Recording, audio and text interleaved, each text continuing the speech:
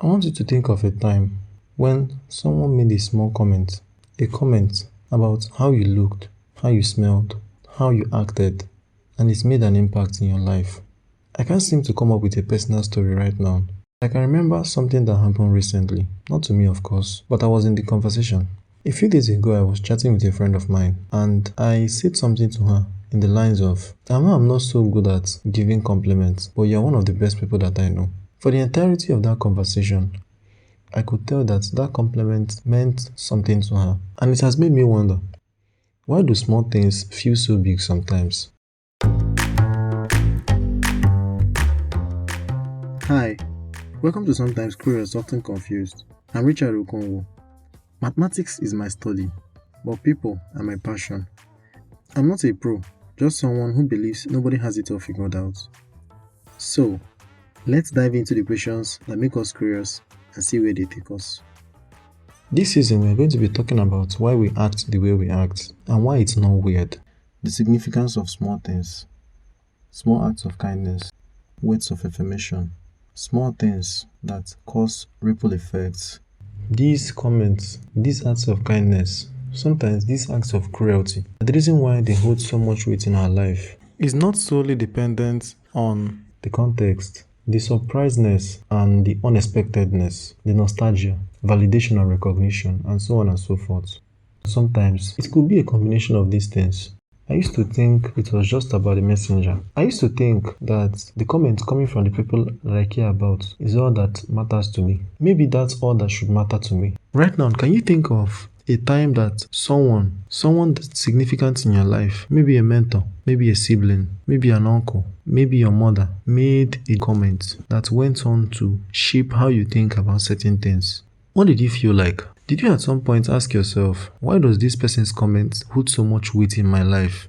Sometimes these comments are even coming from people that are insignificant in our lives, whose comments should have no hold on us. We always hear that the only opinion that should matter to you is your own and how you think about yourself. Maybe that's right. Maybe that's the only opinion that should matter to you. But we can't deny that that's not the only opinion that ends up mattering to us. What other people say about us means so much to us. And I, for one, I used to think that what other people thought about me didn't matter to me. To some extent, they don't.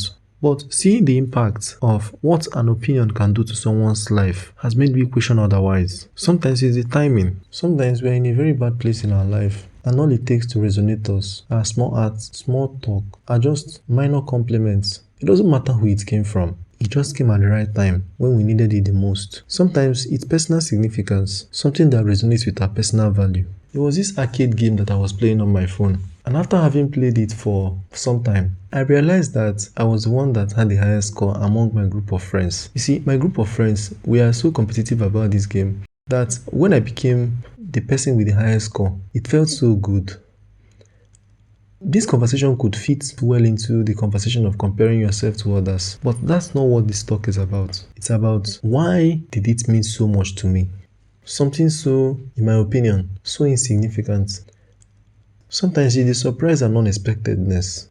This can actually be tied to the messenger. It could be the surprise of who it came from. Sometimes it could be the surprise of timing when it came to us. We didn't expect it to happen at that point. We didn't expect someone to offer us help at that point. Someone just asking us, how are you doing? A question that we know came from a place of genuineness when we are in our lowest moments. It could mean so much to us. So much more than the vague, how are you? And then they go on with their own life. Someone asking something as small as, how are you doing? Could go on to brighten our whole day, because we've been waiting for someone to ask us that question. And then there is the sensory association. Our senses can play a significant role in creating emotional connection. A specific smell reminding us of a happy memory. Some places reminding us of the times that we used to have. And this ties together with nostalgia, which I wanted to talk about next. There are some times that I send some pictures to my siblings because these pictures remind us of what happened. It's the reason why I don't hesitate to send the link to an old video. A video that probably came out in 2007 or in 2009 with my sisters. Because whenever I share these videos, it brings back memories, deep buried memories, good ones of course, of the fun we had when those videos were released. And then there is uniqueness and thoughtfulness. One of the things that makes these small things to mean so much to us is the uniqueness and how genuine they come off as. I wouldn't expect you to reply to someone who asked you, "How are you?" the same way you reply to someone who asked you, "How are you doing?" Why? You already know the answer. Someone who asked you, "How are you doing?" seems a bit more genuine. It seems like they are asking from a place of care. And even though each and every one of us ask ourselves, "How are you?" I think the default answer is fine. A lot of times, people don't stress on that question. They don't try too hard to answer the question because they know that this question is most likely coming from a place of defaultness. So why not answer the question with a default also? And then there is the context and the environment, the atmosphere. Someone asking us about how we are doing in life presently over a dinner or a casual meetup.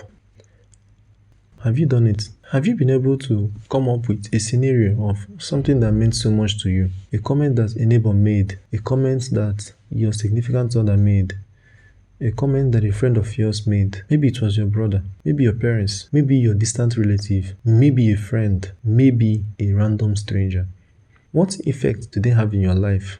Do you remember any comment that someone has made in your life, positive or negative, that has made you to question things? Think about things that you didn't even know you could think about. Maybe good, maybe ugly. Now, the question I ask myself is, what is the proper way to show that we appreciate a compliment or a small gift that meant so much to us? How am I even supposed to react? How am I supposed to react? Am I supposed to tell them that it meant so much to me? Maybe I'm overthinking it. But what if the person I want to tell of how much their gift, their compliment meant so much to me, what if they are the wrong person? What if I end up telling the wrong person about how their acts of kindness meant so much to me? What if it wasn't even coming from a place of kindness? What if it was coming from a place of manipulation? What if it is just a tactic? You know what? I think I should be saying a simple thank you. Because if I said something nice to someone and they told me thank you, I think it would be enough for me. This topic has always made me wonder, like, what kind of response do you show that doesn't seem so low? And what kind of response do you show that doesn't seem too much, so that it doesn't end up that you're overdoing it or that you're sending the wrong message of desperation? Why are we even concerned about desperation? Why can't we just show appreciation for receiving a certain comment? Why does everything have to mean something these days? Why? Why does everything have to mean something? Why does a certain body language have to I understand how body language stuff works. These are more obviously are some of the topics that we are going to explore throughout the entirety of this season, about why we act the way we act, why we behave the way we behave, and why it might not be so weird. Maybe it's not weird that I'm overthinking this. Maybe I need to think of it so I can be able to come to the realization of how to do it right, how to do it the right way, that it will be sustainable. Not that I say sustainable, it seems as if I'm trying to achieve something huge, but I think that the way we reply to compliments means as much, it holds as much weight to me as would the compliment itself. As human beings, we are reciprocal beings. We like to reciprocate things. We like to give back. And people that don't give back are considered as being selfish. Are we selfish if we don't show the right amount of appreciation for how significant something meant to us? And if we are to show appreciation, should it depend on how much what they give us meant to them versus how much it meant to us?